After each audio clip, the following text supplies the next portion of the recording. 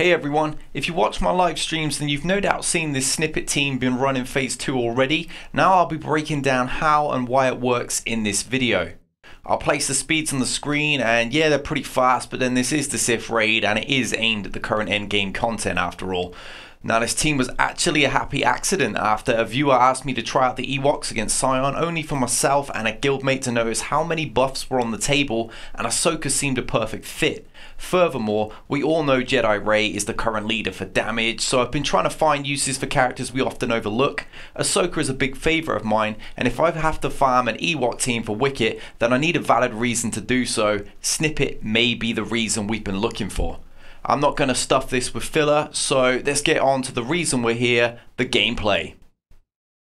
It's probably worth mentioning that the mods don't exactly have their ideal primaries. I pretty much just put as much speed on them as I possibly had available.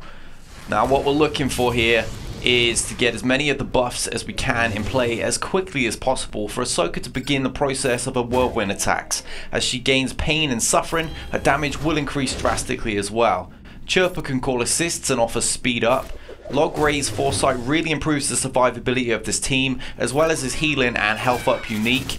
His hypnotize special is rendered pretty much useless here, so you're best off dropping all potency mod suggestions for additional health. Wicket is just a little wrecking machine who will also be healing his Ewok allies with his criticals, as well as using his AoE to help take down the side tunes and allow you to just completely focus on Scion.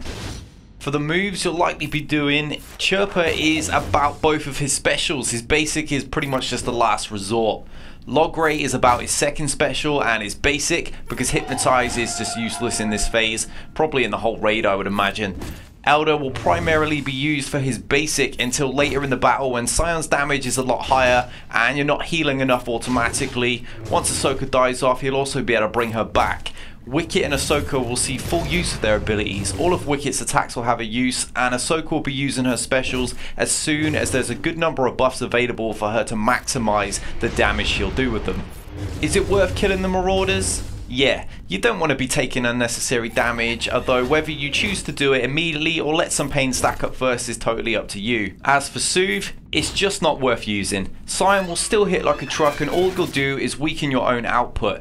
It may be worthwhile using it on Elder or Logray to keep them healthy for longer by taking less counters, but in all honesty the team makes it to Enrage anyway and they aren't going to survive a lot longer than that. So unless your team are a bit weaker, just ignore the raid buff. The final thing you'll want to know is just what kind of damage this team is capable of.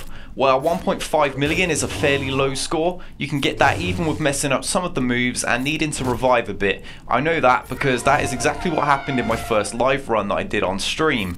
1.7 million is a decent score, but with the correct primaries and a more optimal turn order by manipulating the mod's speed, you should be able to knock out about 2 million runs quite easily.